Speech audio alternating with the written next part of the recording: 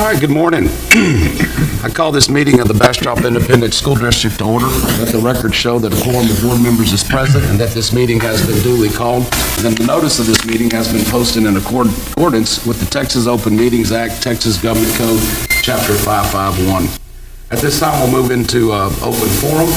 The board welcomes comments from district citizens and employees, individuals or group representatives who have signed up may speak, focused on public education and topics. Please note the board cannot discuss or act upon issues not listed on the agenda. The purpose for open forum is to gather input only. Agenda-related issues will be addressed at the appropriate time. We do have one speaker, Ms. Deborah Carter. Ms. Carter, will you please come on up? You have 3 minutes. Good morning, Trustees. My name is Deborah Carter, and I wanted to come to you in front of you to simply state that I understand that there is a process, and I understand that you have the ability to appoint someone in the interim of the next election. Is that correct?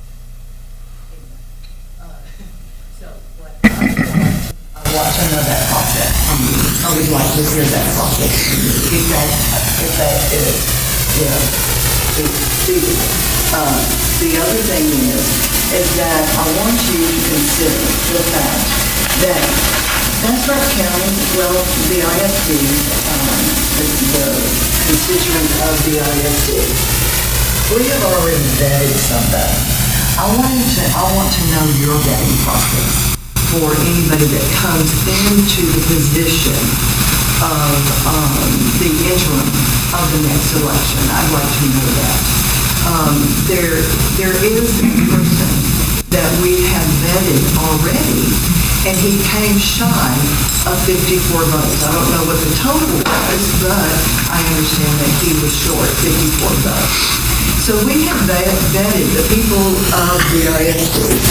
We have vetted a person, and I really would like for y'all to consider him, and that is John Eason. And that he could sit in that position until the next election, and of course, he would probably have to run again, because it is, if I'm not mistaken, this is a temporary position.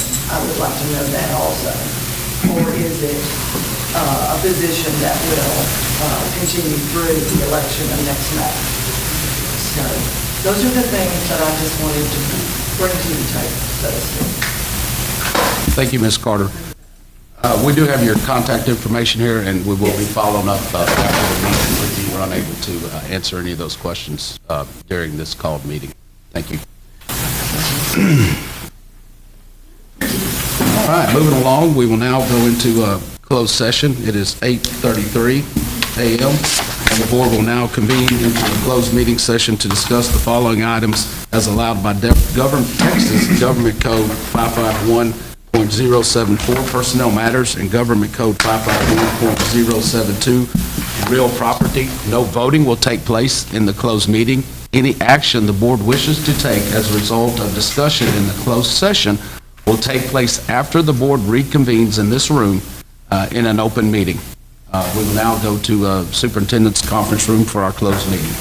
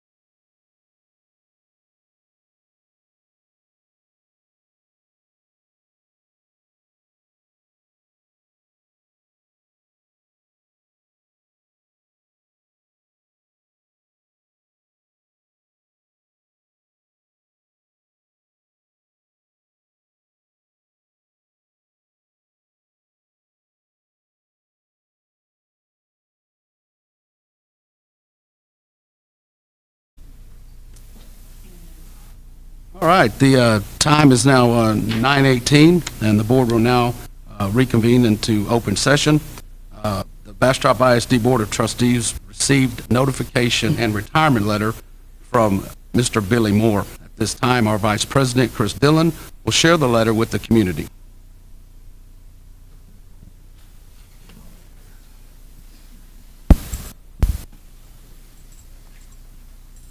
Dear President Muchink and Bastrop ISD Board of Trustees, please accept this letter as formal notification of my retirement from Place 3 on the Bastrop Independent School Board of Trustees, effective June 11th, 2025. A major change in my self-employment priorities has led to the necessity of this action, and I will no longer be able to dedicate the level of commitment or concentration that the job of BISD trustee deserves. Being a BISD trustee has been a most rewarding pursuit in my life, along with the opportunity to work with such an outstanding group of highly motivated, skilled, and dedicated professionals, the teachers, staff, and employees of BISD. An even greater reward comes from seeing the work and progress and sharing the successes and challenges of our amazing students. Every time I see a student in the community, I am reminded of the responsibility and hard work that goes into providing the best, safest, and most beneficial learning and living environment that is of such paramount importance in their lives. During the 11 years of my tenure on the board, I am honored to have been involved in establishing a district police force while constantly enhancing safety at all district facilities, supporting the establishment of the Colorado River Collegiate Academy, Early College High School, participating in a successful superintendent hiring process while continually reviewing schools and their academic performance, navigating the district through the COVID pandemic, overseeing and supporting the approval of 2 major bond elections, which providing resources to build 4 new elementary schools, make improvements and upgrades to every campus, and realign grade levels to more effectively use existing structures to accommodate Bastrop's rapid and continuing growth, adopting budgets and financial practices, continuing the district's exemplary record in transparency and fiscal accountability, and increasing public engagement through the Citizens Advisory Task Force initiative and relationship building. I also served as board president and vice president and have had the privilege to visit the district's campuses and facilities on multiple occasions to show local business and community support for the teachers and staff of BISD through volunteering for the Bastrop Chamber of Commerce's education committee's We Believe in BISD initiative. Finally, I've had great joy of visiting our schools, interacting with and reading to eager young leaders, judging countless science fair exhibits, and having the privilege of sharing in the successes of BISD students and teachers in the awards, recognitions, and graduations in which I've been a part. In closing, I would like to recommend appointing Josh Coy as my replacement for the Trustee 3 position. He is a proud 5th-generation resident of Bastrop, deeply rooted in the community he calls home. He has dedicated 14 years to education, with 12 of those with Bastrop ISD before transitioning into a role in business and community development with Blue Bonnet Electric Co-op, where he spent 3 years fostering local growth and connection. Josh has a strong passion for community service, having volunteered and served in numerous leadership roles. These include positions on the Board of Directors for the Colony Municipal Utility District No. 1C, the Bastrop Chamber of Commerce Ambassadors, the Governmental Affairs Committee, and the Chamber's Board of Directors. He also served on both Citizens Advisory Task Force processes that led to the passage of 2 bonds for Bastrop ISD for building new schools and refurbishing the other campuses to accommodate Bastrop's rapid growth. Currently, he also serves on the Executive Committee for Bastrop Sportsmen's, an organization that raises funds to support grants through the Bastrop Education Foundation. He is the current VP of Treasury Management for First National Bank of Bastrop. A lifelong sports enthusiast, Josh especially enjoys baseball and cheering on his children, Lainey and Joey, in their athletic pursuits. He and his wife, Angela, have been happily married for 20 years. In closing, I again want to state the honor it has been to serve on this board as a trustee representing our ultimate stakeholders, the children of Bastrop. I have a strong belief in the Board of Trustees and BISD and know that the perseverance, work, and dedication of those 2 forces working together guarantee the success of BISD students. Again, thank you for this honor. Sincerely, Billy Moore. Thank you, Mr. Dillon, for reading that. Get the microphone.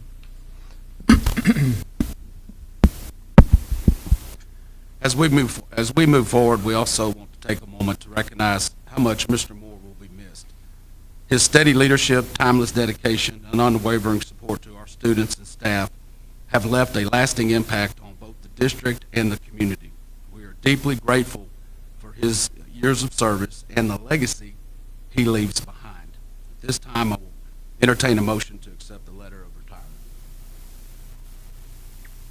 Well, as much as it saddens me, President Munchink, I move to accept the letter of retirement for Billy Moore, school board trustee Bastrop, place 3, as presented. We have a motion and a second. Any discussion?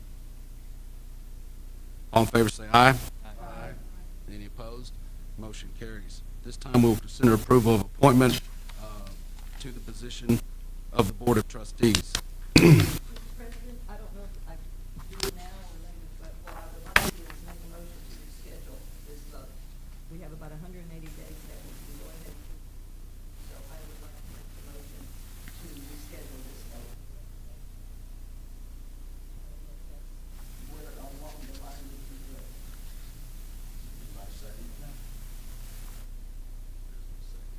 Motion does not hold.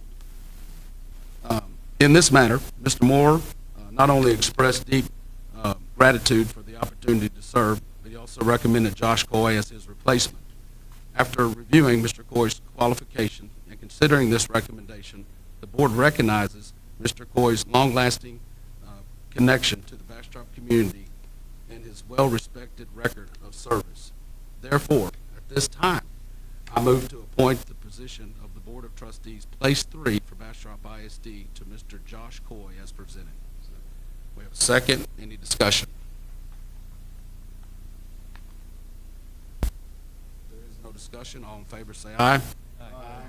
Any opposed? I oppose, Mr. President, and I will go on record explaining why I'm opposed. And I'm opposing the appointment process. I'm not against the person. I oppose the process of a call on Sunday afternoon to notify me of the resignation and that someone was already identified. I also kind of oppose the process that this, it was known on June 7th that this candidate was already saying that he was going to fill the position. As we discussed, I would prefer to have the policy that we be more open for the public. And it was my understanding that there was candidates. I would like to know the process. I oppose the process that I don't know who vetted them and selected Josh. But in conclusion, Josh, I congratulate you. I welcome you to the board, wherever you are, because I do not know who you are. Okay, I welcome you, and I congratulate you, and I do look forward to working with you. But I do oppose the process that we have. Noted. Motion carries. Congratulations, Josh. Welcome to the board. At this time, we are honored to have Judge Benton-Eskew here to administrate the oath of office to Mr. Coy and myself, since I was absent in the May meeting. Mr. Eskew? Judge, yes, Your Honor.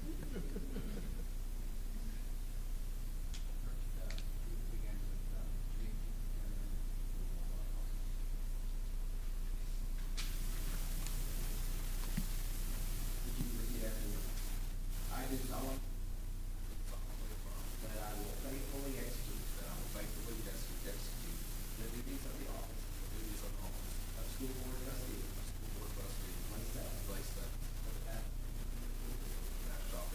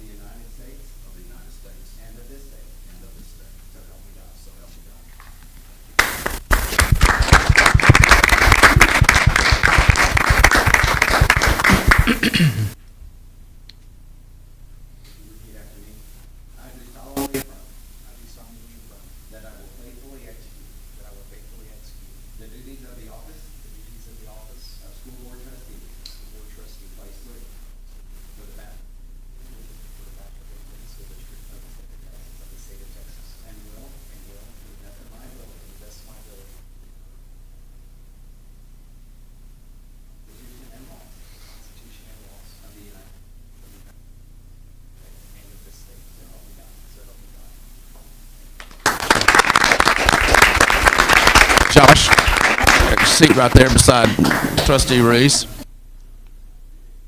can sign right now, sure, please. Welcome to the fire.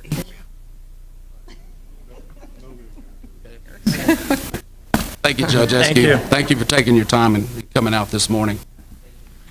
All right, at this time, welcome, Josh. You do have the ability or authority to vote now. So we do have one more action item, and that's to reorganize. I took a picture if that's what you wanted to know. Yeah, what were you taking? I was taking a picture of the documents that were just handed to her in a public meeting. Yeah, point of order. Chief Bunch, can you see what picture has been taken, please? Or officer? Actually, no, I don't have to turn over my person. Why? No, I'm not doing anything wrong.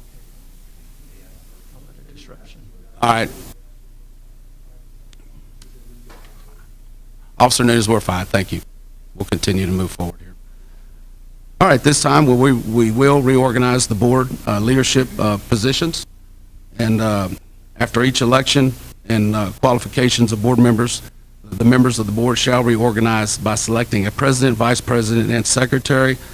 I will entertain a motion for board leadership position. I move to approve the board leadership positions remain the same as organized for the 2025-2026 school year as follows. President Ashley Muchink, Vice President Chris Dillon, and Secretary Kelly Seekatz as presented. Second. All right, motion and a second. Any discussion? All in favor, say aye. Aye. Aye. Any opposed? All right, motion carries. Any objections to adjourning this meeting? If there are none, meeting adjourned. Thank you. That one's over. We will be going right into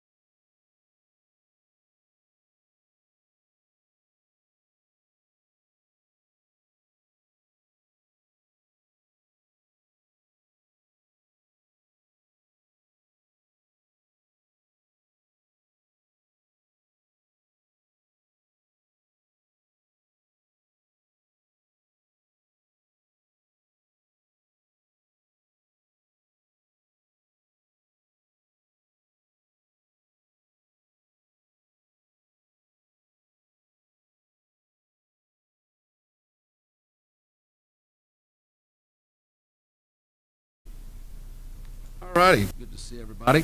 I call this meeting to order. This is our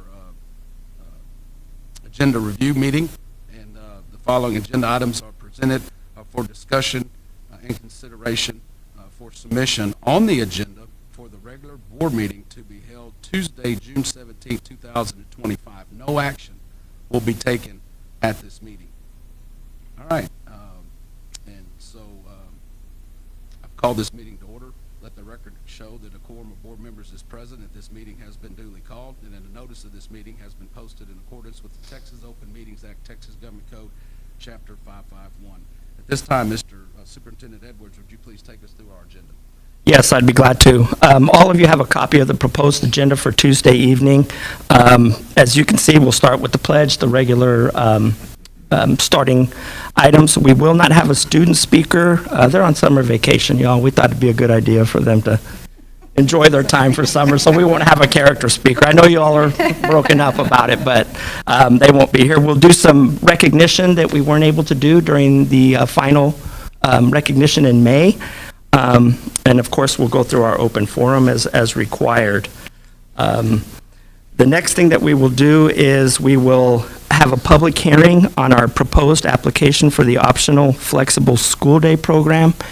And if you'll recall, this is an application that we submit for Genesis High School. And it gives us the opportunity to have a flexible schedule for the students so that we meet their needs, so they don't have a traditional school day. And so as you know, it's wildly successful. You saw the graduations. We graduated hundreds of kids, so we'll bring that with a report of last year's success and then consider a new application. So. What's their flexible? I mean, they come and go as they please, or? I'll ask Raina. She's here. She'll be presenting it that evening, but. Can you hear me? Hello? So flexible means they have to be there at least 45 minutes a day. Their reporting time is 8:30 to 4. They come in, they work on their computer. We're able to see exactly how much time they're spending per day based on our Edgenuity program, which is the online program they work to complete their credits for. 45 minutes. That's the minimum. Most of them are there much longer. They're working to complete their credits so that they can graduate. Is it a Monday through Friday? Or Yes, ma'am. Okay. So Monday they through can't Friday. make it up on the weekend or anything like No. that? They must be present to work on their coursework.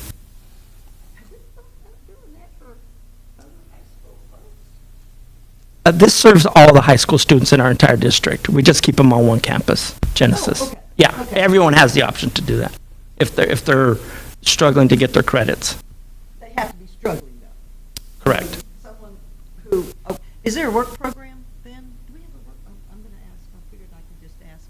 So we have a work program, but those are at our comprehensive high schools. Genesis is specifically for those students who are at risk of graduating or losing credits due to attendance or lack of earning the credits. So our goal there is to ensure that we graduate our students and give them this flexible option to do so. And sometimes they're doing it the last day of school, so they can graduate. Oh, okay. Yes. Yes. Nothing like procrastinating. Right. Gateway, though, doesn't. Gateway is not an option, a flexibility. No, ma'am. They are there 8 to 3 or whatever it is. Okay. Oh, thank Okay, you. you're welcome.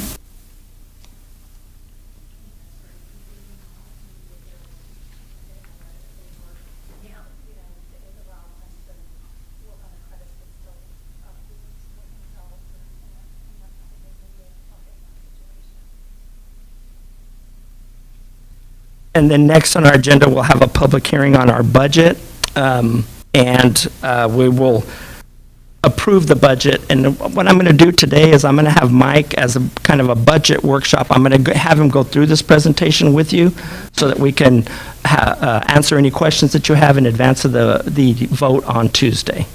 Okay? And he'll present it again on Tuesday.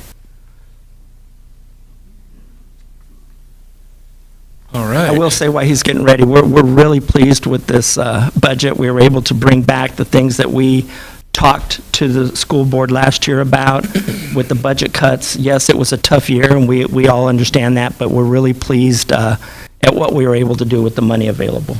So, Mike. Thank you, sir. Can we interrupt you, or are you going to wait? till the very Please. end? Okay. No, thank no, you. I would prefer as we go, Okay. that way I can keep it straight. So, all right, so we're going to kind of get into our budget presentation for 25-26. As you guys know, I've been board monthly on legislative updates. It's a legislative year. This is kind of a high-level summary, mostly those things that affect public ed. Of course, House Bill 2 passed, has been signed, I think last week. $8.5 billion in increased funding. The lion's share of that being teacher raises. That was a priority for the governor and the legislative session. So $1.2 billion set aside for insurance, utilities, and TRS contributions to kind of address the, those other costs that districts have been challenged with. $2 billion for special ed, $30 million, which is about doubling the allotment of funding for school safety. So even though school finance has been signed, the governor does have until the 22nd to sign or veto bills. That's really the last stop there. Just wanted to give some perspective. Those numbers seem, significant at a statewide level, but just kind of understand that it's an issue where our needs still exceed our resources. I mean, I wanted to show you what it looked like for three key areas. So safety. So they doubled the safety allotment statewide. So that's about $786,000 for us, but we currently spend about $3 million. Everything proposed in this budget. Special education's gone up to about $14.5 million, but in the general fund we spend over $17 million. And there's, if you'll recall, one of the concerns in the session was non-teacher raises. Not non-teacher, non-administrator raises. They gave $45. Categories we're proposing quadruple the rate. Just right quick on safety, are we still within our goals on the budget and adding so many officers a year, and is that still in play, or is there a plan for the additional money, or just, I know we spent $3 million. So, We will talk about some expansions in school safety in a little while. Okay. And of course, pay raises for all categories, those kind of, I don't want to speak for Chief, but I think we're on target, continuing to expand our department, and it's obviously a major commitment at $3 million for us. It was over $2 million, 2.5 this year, when the allotment was only $364,000, so. So, Mike, the balance, the remaining balance, that's something that we, from the local sources, would make up the difference? Yes, ma'am. Is that what that is? Yeah, this is, there are special ed federal grant funds, but that's separate. But yes, all safeties in the general fund and all the raises we're talking about are coming out of our money that we get from growth, and of course, any of the new money. So and it is amazing what the state mandates and what they fund and what it does cost us. Right. So every school district is working through that process. Sir. All right. So just wanted to give a little bit of details. We've talked about it, but the Senate's version of House Bill 2, which focused only on teachers in this case, with the 2,500 and the 5,000, that's designated for teachers that for next year have 3 or 4 years of experience or 5 and above. So so new teachers 0, 1, 2 for next year, not addressed. And versus librarians and counselors, which the House version had those in there. I'll say there's 3 items here I listed of questions still to be answered, but I could list 100. We're all asking ourselves all the same questions. What is a teacher? When you say $5,000 for a teacher, well, is that as defined by PEAMS? Is that a certified teacher? Is that somebody acting in a teacher role? All kinds of things, part-time.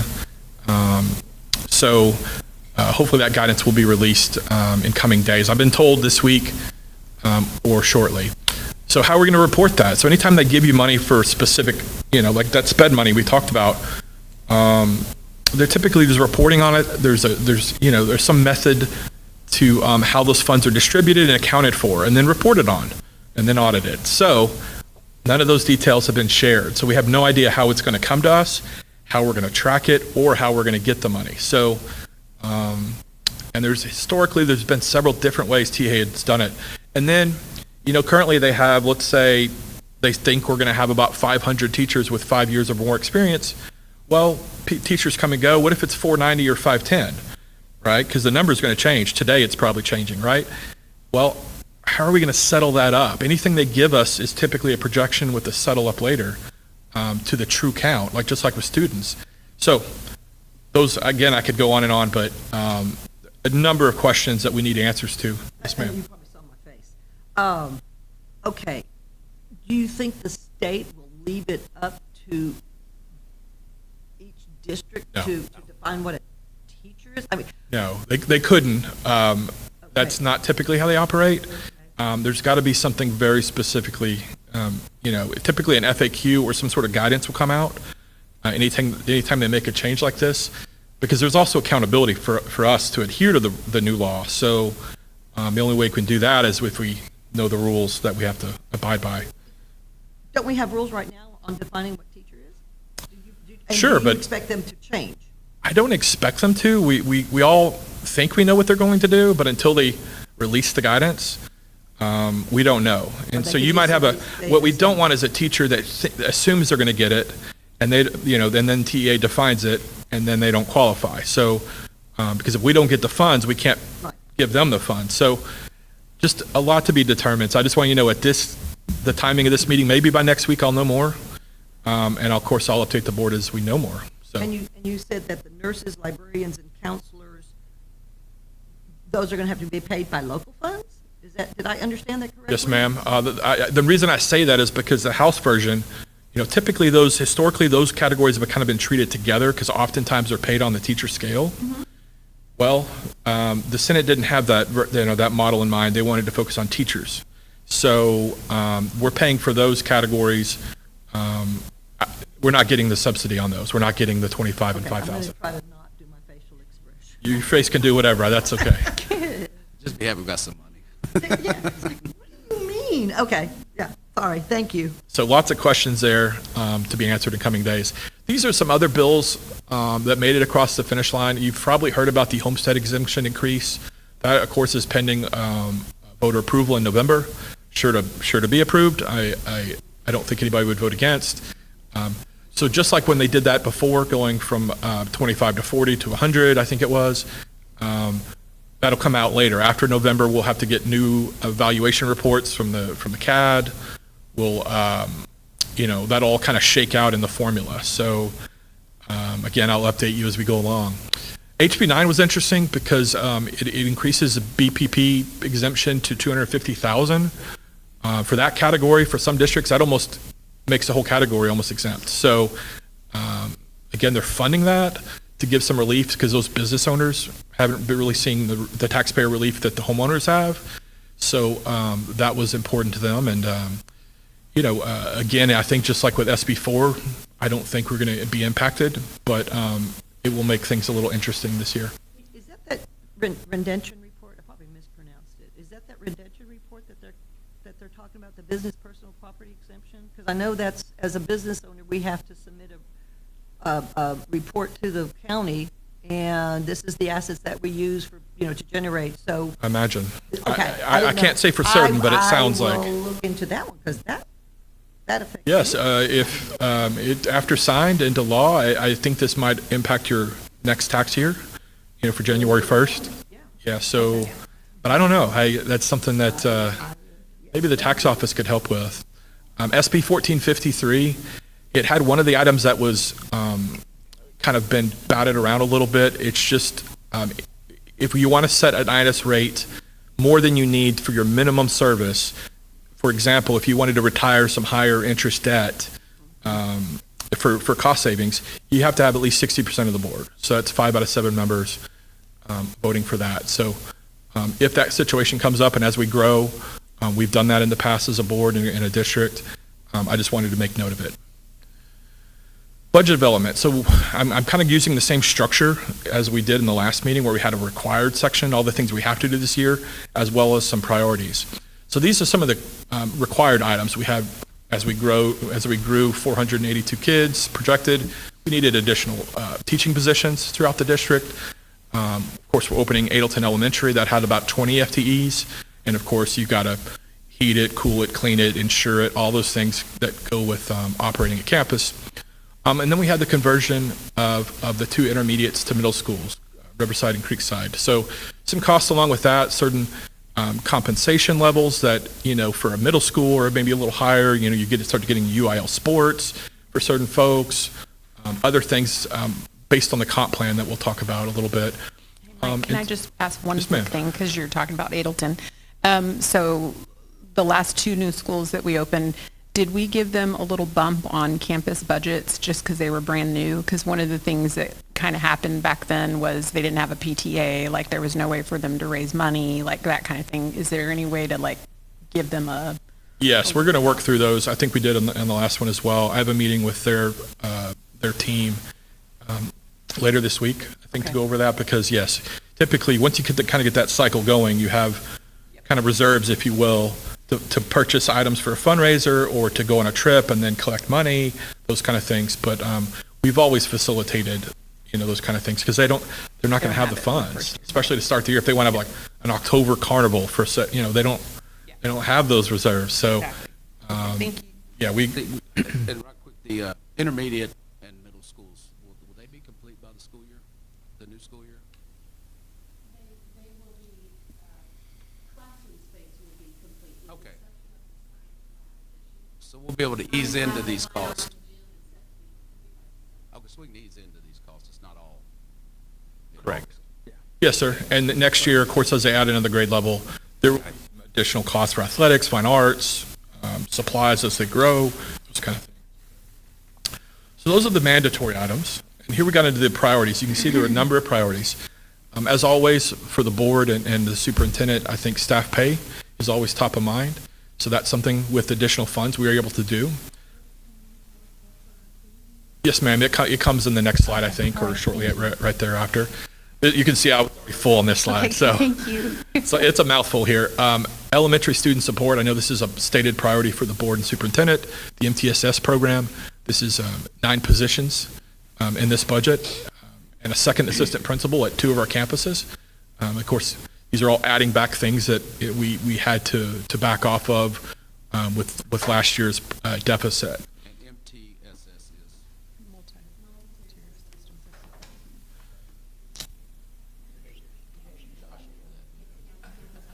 You're just testing us, right? We like acronyms, right? What 2 schools, and I know I've asked this and I apologize, and I'll write it down. On the assistant principals, which 2 schools are getting the second one? In the middle?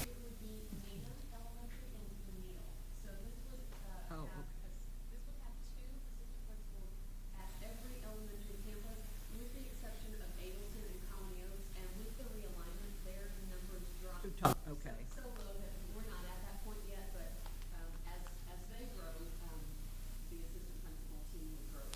Okay, and the 9 positions, the MTSS program, every elementary. Next to Colony Oak.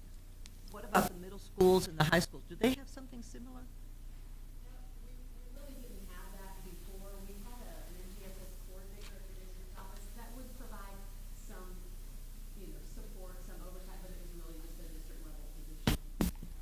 Okay. It was really But- an elementary. But not all elementaries. Okay, I'm writing it down. Okay, 11 FTEs for special education. We talked about that as a priority. 1 human resources FTE, 3 additional police officers, and 1 safety and security FTE, so a total of 4 there. Some IT positions, 2 of which are partially funded with the VILS grant, which we presented in previous months. And then instructional tech support, also VILS supported. And then we talked about, I think in April and May, the campus allocations and trying to get those to be a little bit more equitable to account for student differences in both student count and the type of students. We'll delve into that a little bit more here in coming slides as well. So these were all priorities as we went through the process. So let's talk about the campus allocation.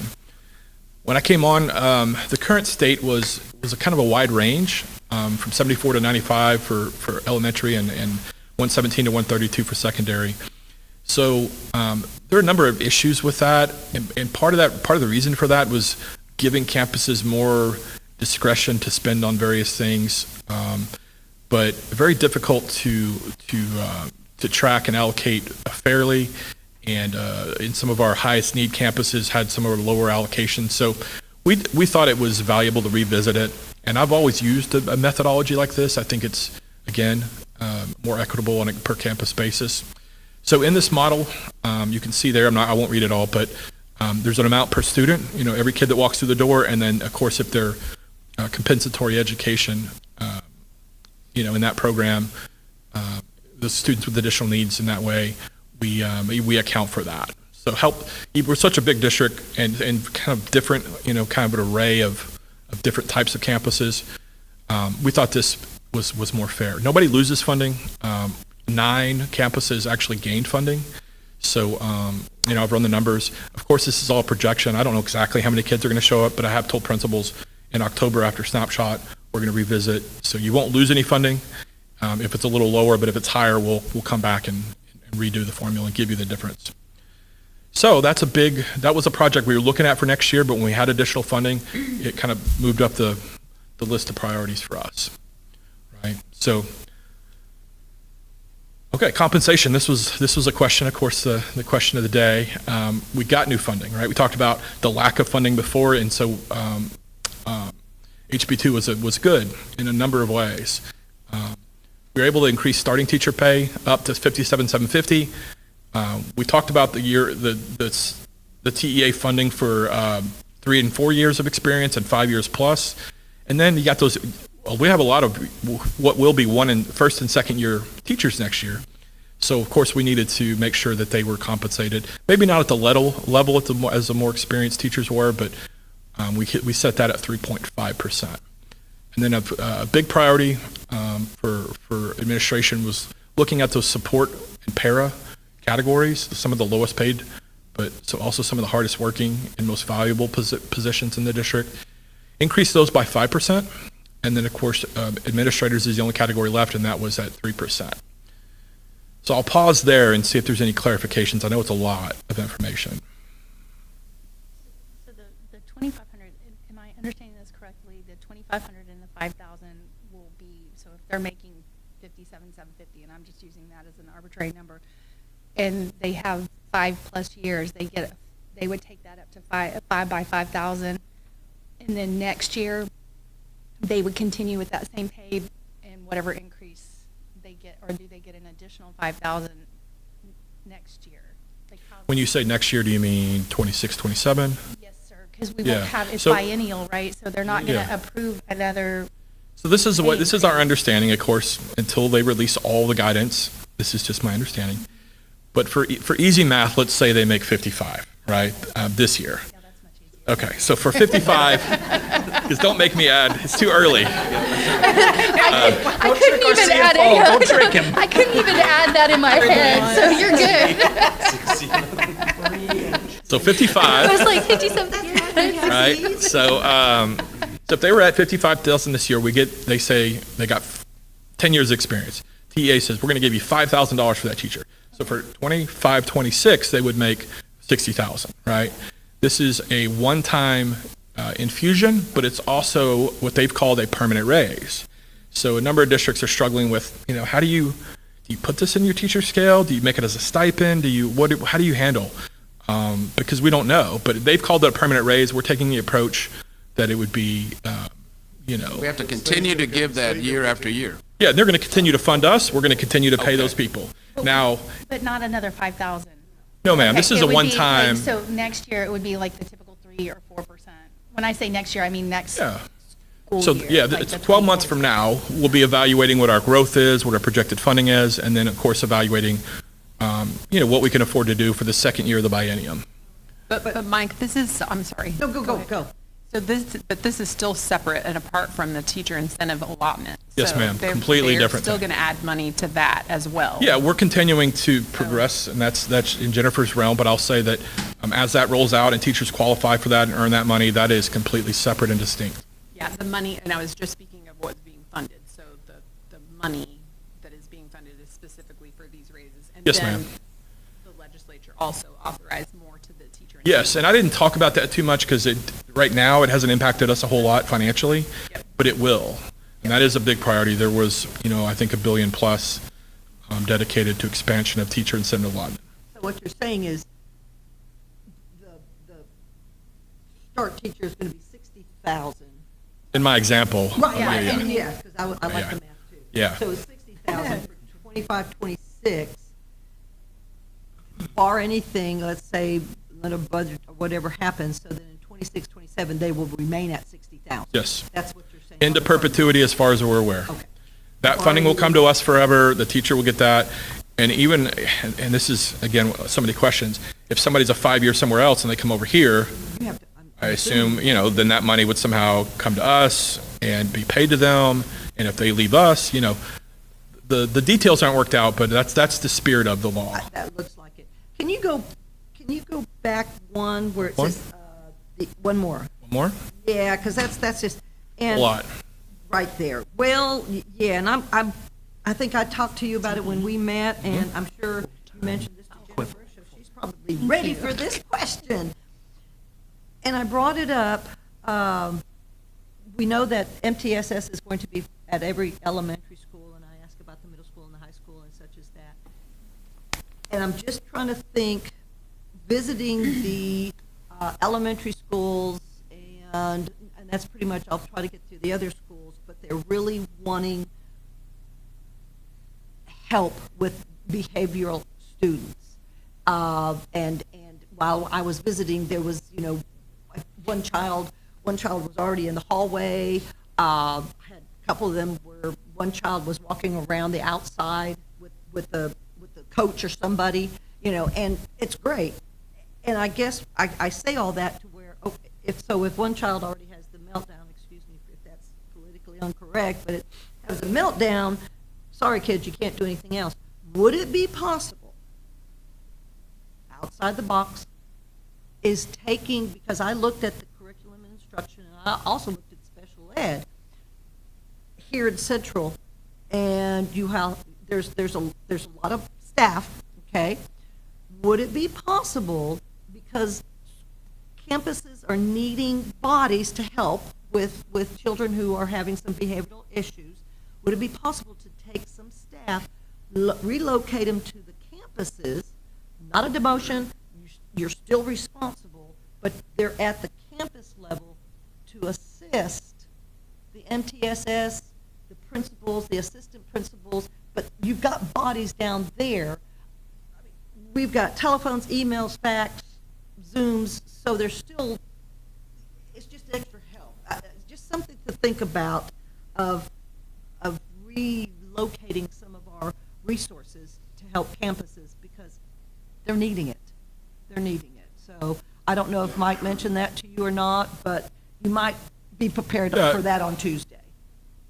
Okay, we can speak to that. I did brief anybody, any of your questions that okay. weren't That was necessarily the in my only lane. one, I would pass that And you on. might want to also, I forget his name, the one for special ed. Derek, Derek, yeah.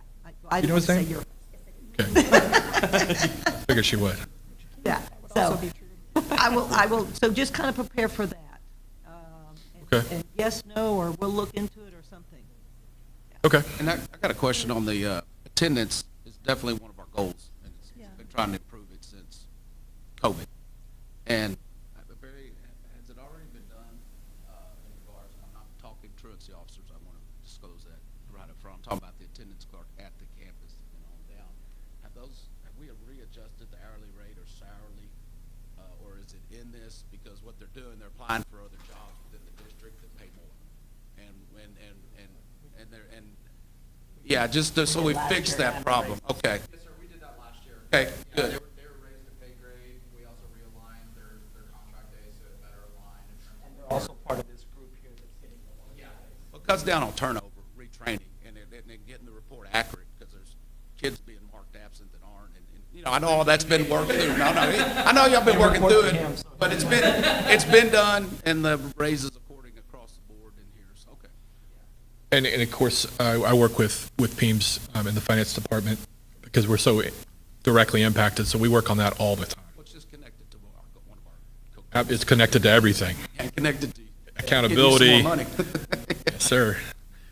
Okay, so I think we were here. Were there any additional questions about the overall compensation recommendations? Okay. I wanted to give some examples because, it's different, right? $2,500 for a year 3 teacher, here's what that looks like annually and of course per month. A 15-year teacher, that $5,000 is going to be a different percentage, a slightly different percentage from a year 5 to a year 30 teacher, but it's still the same $417 per month. And so that's kind of what that looks like. And a teaching assistant, I just pulled a random one in the alphabet there. $22,664, of course, underpaid, very difficult position, $1,200, almost $1,300 a year raise for those folks at that 5% level. And that, of course, was a priority for us and I think a priority for the board. So,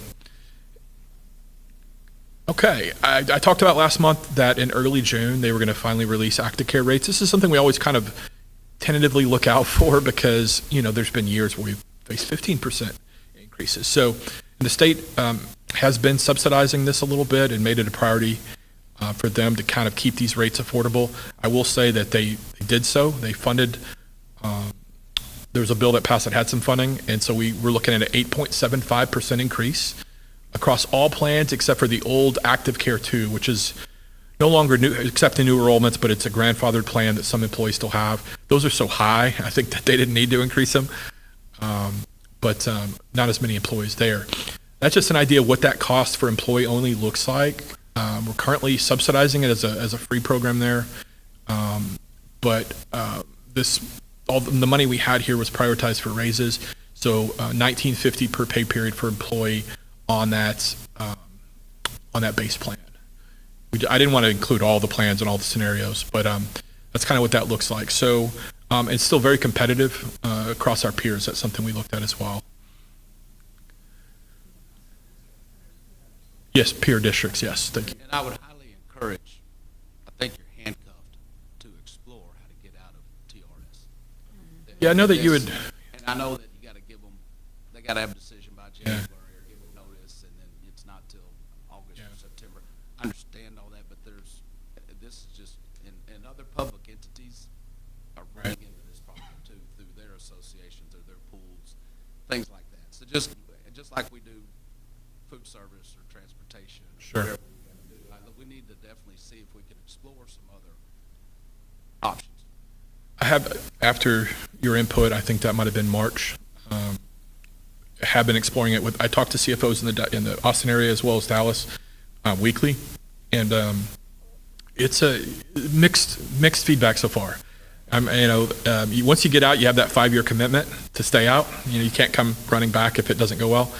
And I know that the biggest one was probably Leander, and it's a major priority for them, but they spend millions more is my worry. So it could be better, it could be worse, and times are, not to get too deep, times have evolved, okay? And Bastrop County was at their meeting. They're looking, there's other options that counties are moving to, that school districts are moving to, that will save you that type of money.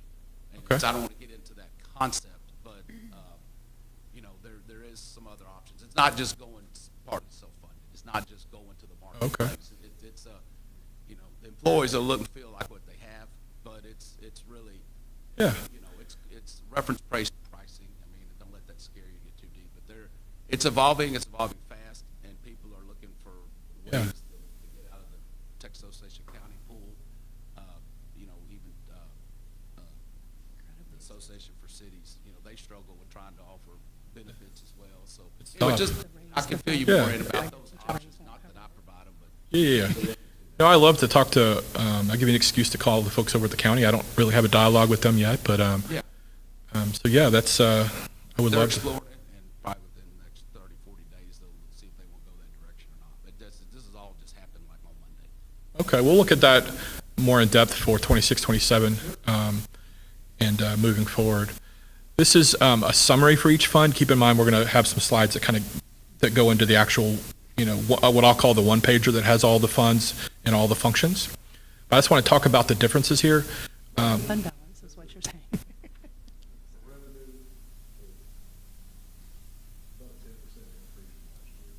Yes, sir.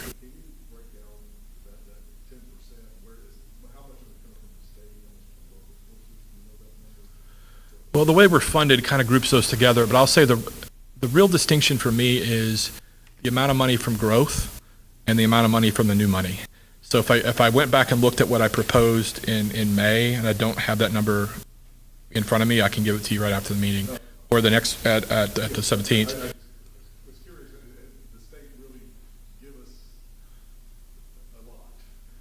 Right. Yeah, I would say it's just about 6.5%, about 6% on the new money, and probably about 4% on the growth and other categories that, but I'll refine that for our next discussion. I think it's a good point for the Tuesday meeting for the public, too. Yeah, that's a good question. The tricky thing about being a July 1 school district is we don't have our tax rate, compressed rate calculated by TEA yet. So a lot of what we do now is estimates, conservative estimates. So this has our M&O rate at 66.39, which is down from 66.69. So that's, don't make me do this math either, 0.003 per 100 difference. Real small, but of course I don't know yet. But again, it wouldn't affect the bottom line. It doesn't, when we revise the budget, it just means that if the rate's lower, tax would be lower, state revenue would be higher. But again, when we get funded, it's on aggregated for us. Come back in August and September and work on those things. Calculate those things, have meetings, publish, and adopt in September like we did last year. Child nutrition. Of course, you guys will recall in our last meeting, we had a big announcement there about moving this in-house. We're holding this budget relatively steady for now based on, here's the things we don't know. Exactly how many staff. We think that it will be very similar to what we have now, but of course our newly hired director of child nutrition will play a big role in staffing our campuses and our office here. We're going to be looking at compensation, because that's all been done by the contractor. So we wanted additional time to kind of come back and refine that in August. So with your blessing there. Given that we're currently in that transition, going to that transition July 1. And then, of course,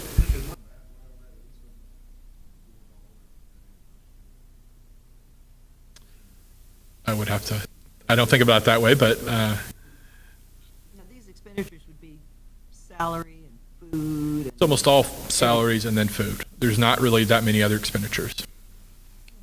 We pretty much have everything. In our, Yeah, since our we- I mean, cafeteria- we- Other than the new schools, we have, our cafeterias are. Yeah, they're ready to go.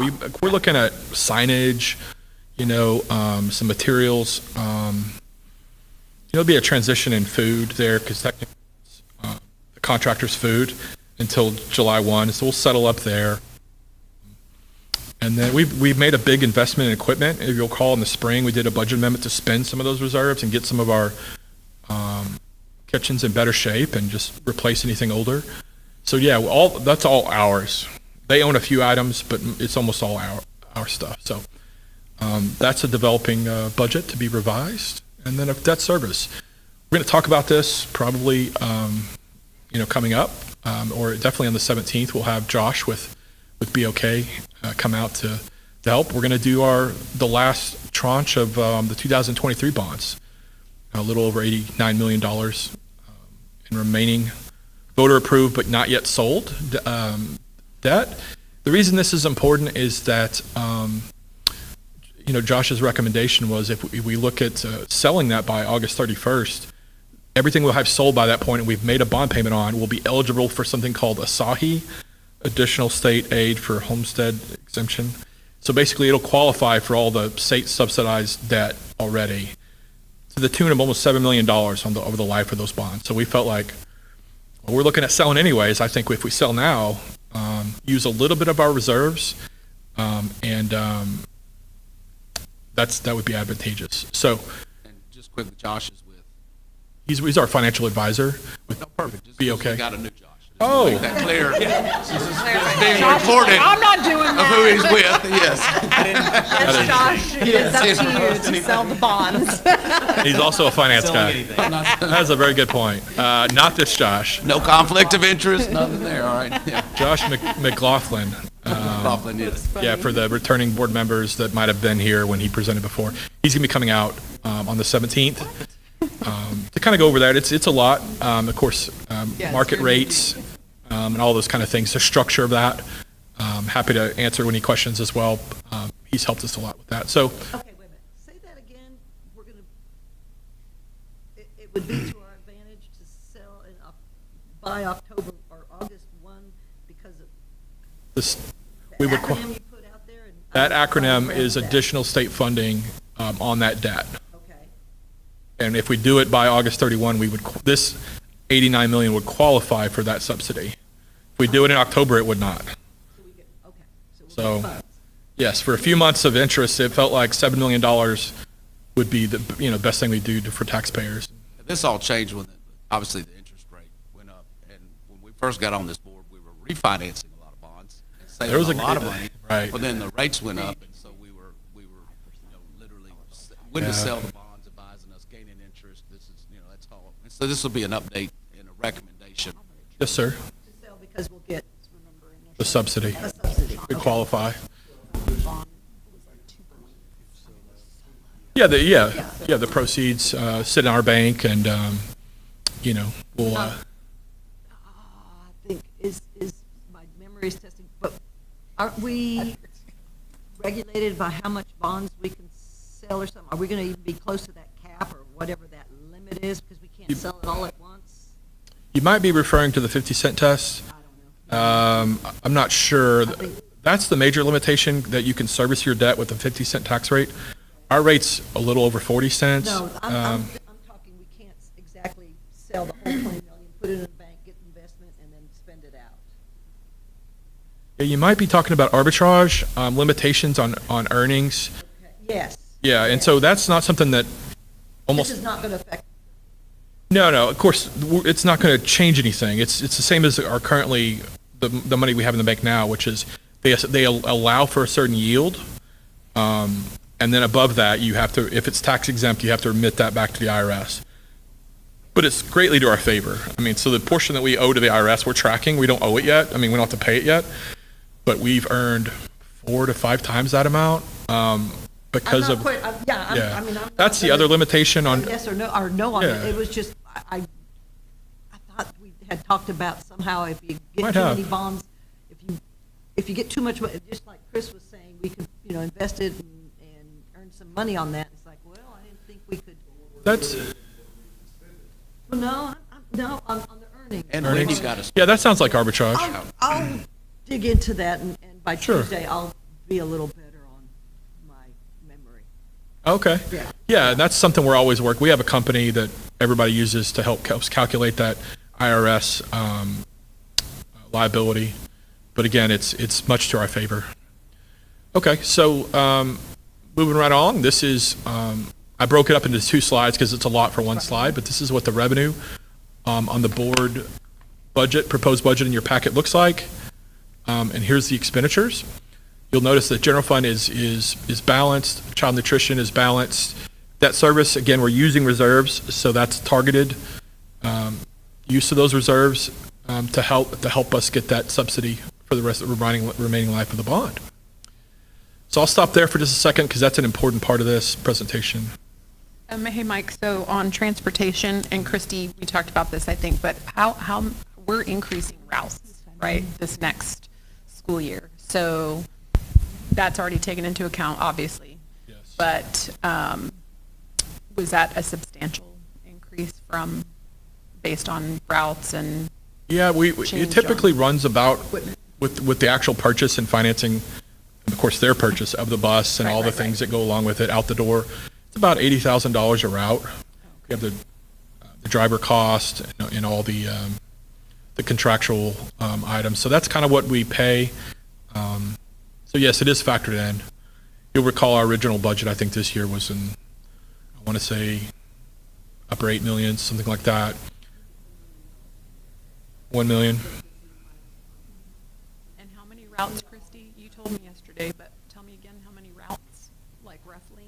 I think we're going up to 112 over the course of this year and the next 25, 26, 27. Okay. But the bulk of them are happening in 25. Okay. Hey, Mike, another colleague from another district, board member, was visiting, I may have misunderstood this. Did the state also pass something, and this may come with chief or transportation, about three-way harnesses versus just seat belts? Do we have to retrofit our buses? I know they have seat belts, but they already are. Okay, that district, there was just expense to upgrade all the seat belts. I just didn't know if that was. Ahead of the curve, kid. They were already ahead of it. Okay. Good.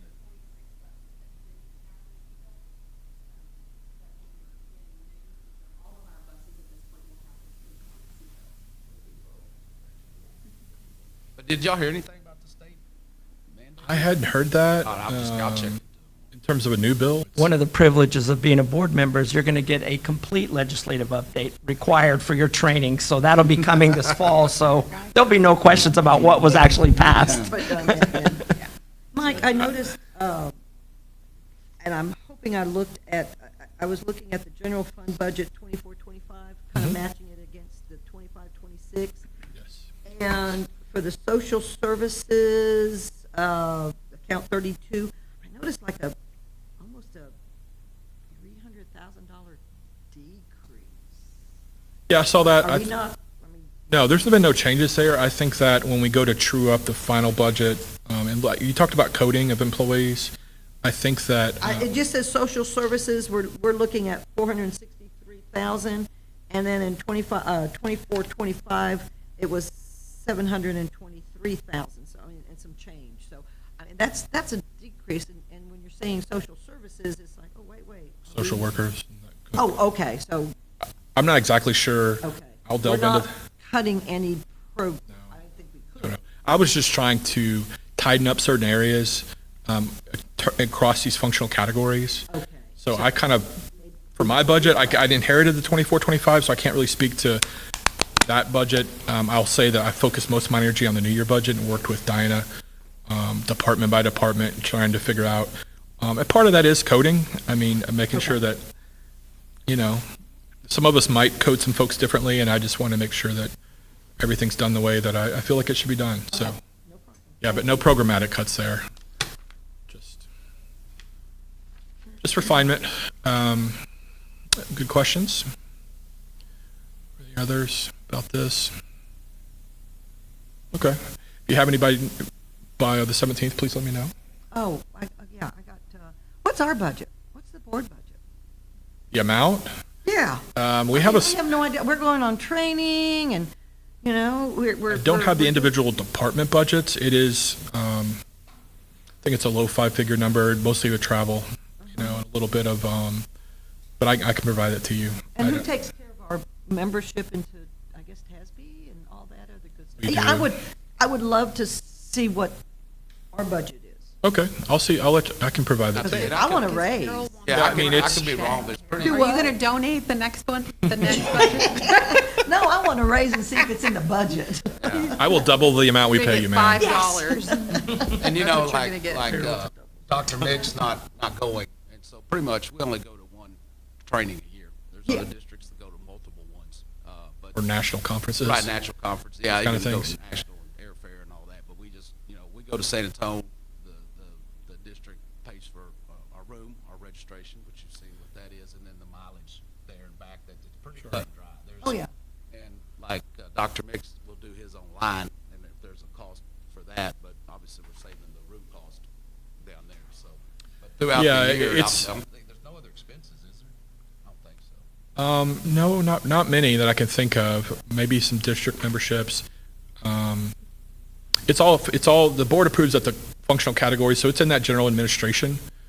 Just like the superintendent's budget, finance, HR, those kind of administrative functions, all are within that number. So I can give you some specifics. I just by- kind of curious on that. Yeah. Okay, so, D&O insurance that we have is somewhere else, not in our budget. Depends on which insurance. Director's officer. Directors, yeah, directors and officers. Oh, through the TASB? That would be in that category there. The general, or in the budget you're going to show us? Yes. Yeah, anything we pay for any district-wide, the only exception to that is maintenance and operations would have property casualty. The auto would be under transportation. And of course, the health insurance costs would be spread out among, depending on what somebody's paid out of. But yeah, I can Clarify, we do not, this is a non-paying position, and we do not get medical insurance. I can't For get the my- Oh, yeah. That's employee insurance. And my joke about doubling your pay was doubling zero. Exactly. It's still Yes, zero. I thank you for your service. Clarify Thank you, that. Josh. I don't know if you knew that, but Thank you for It'll cost you. don't show up in payroll. Yeah, they didn't tell you about that, did they? Been there before, sir. And Mike, just to make a point too, is that general administration number is just a little over 3%. Sure.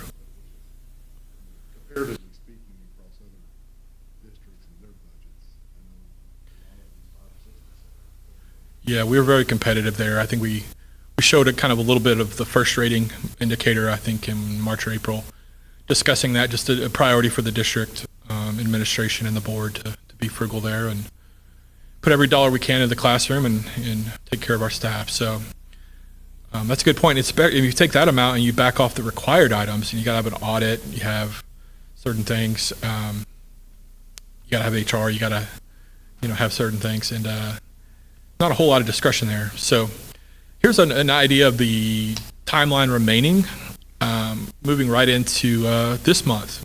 How to publish our notice for the truth and taxation come next Tuesday. We adopt. That's well before the 30th deadline. We get our certified values late July.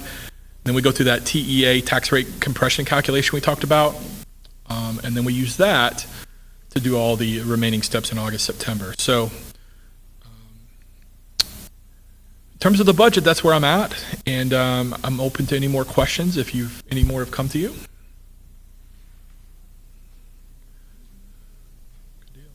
Mike, thank you, and I want to thank Diana, Cabinet. This is an outstanding budget. It was a lot of work. We worked all the way until, Monday to get it been a lot of work. finalized, and we have no option. We have to approve it in some form on Tuesday, so that we can get our teacher raises and get our programs paid for. And so, again, thank you for your work, Diana, Jennifer, Renee. Chief. I mean, it's been, and all the department heads who helped, so thank you all.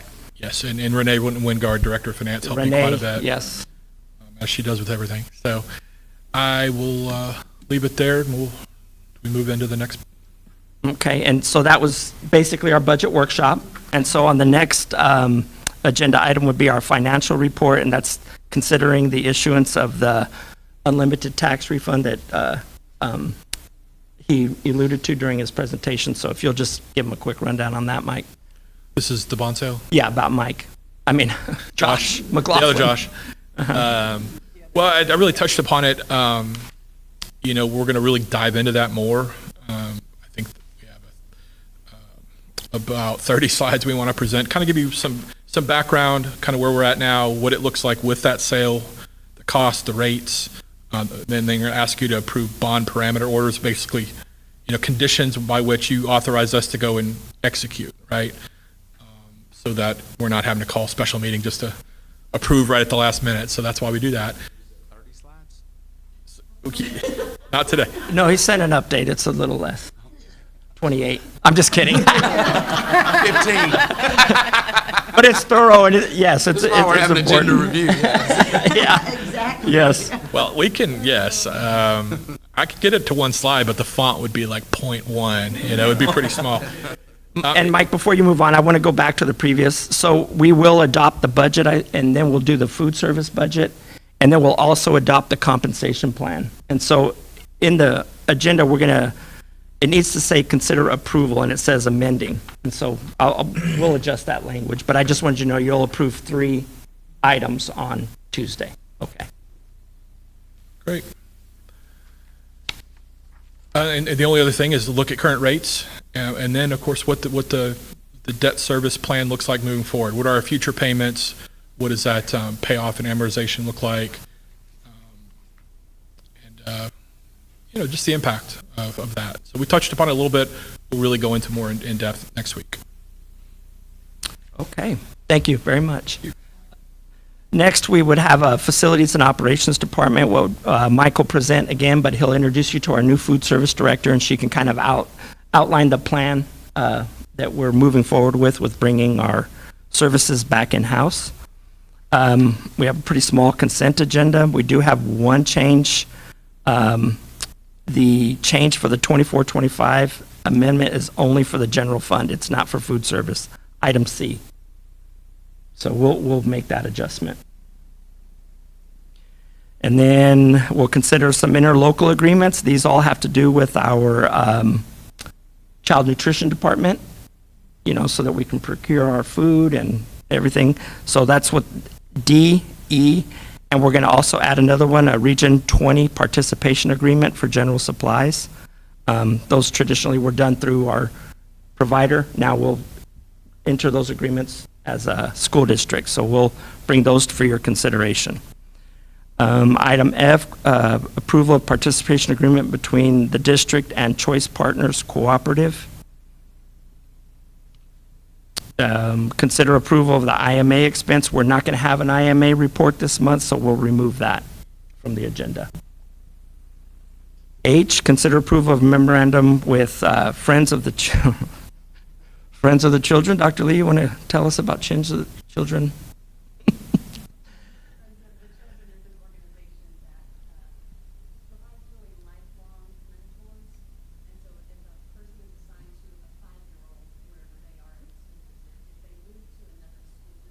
They come with them.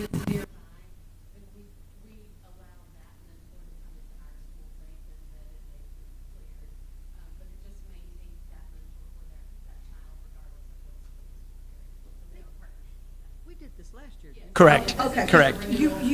That sounded familiar. Okay. But we're still running a check on them. Oh, yeah. Like when they come from Smithville over to here, we're still running a check on them. Okay.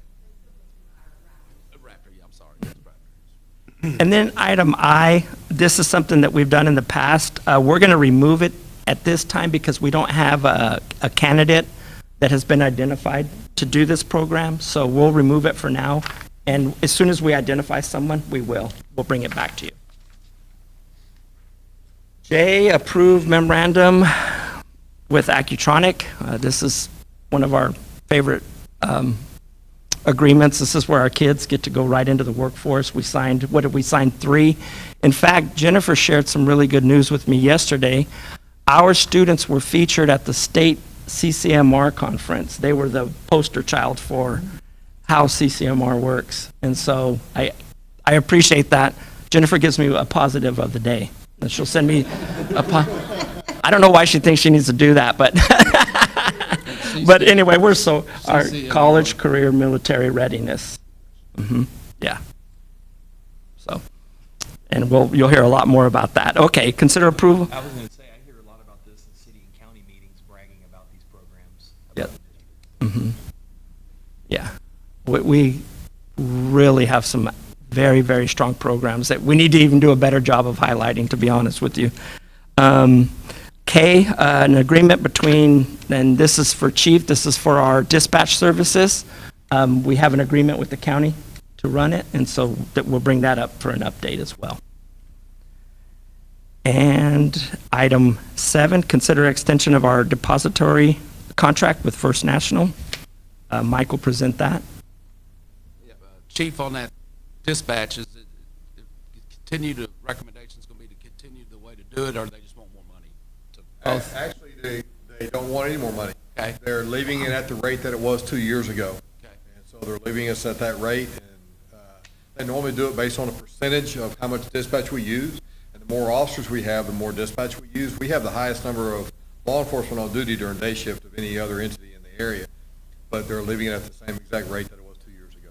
Wow. That helps out because it's the school, the city, the county, they do this one dispatch tied into emergency management, which is also tied into cameras at our school in case we have an event in an emergency and they can communicate with officers. So, thank you. And then the rest of it's information items, with the exception of F. Traditionally, we had discussed not having a July meeting in light of all the changes. We're suggesting that we do have a July meeting. We may possibly look at, there's not much content for an agenda for December.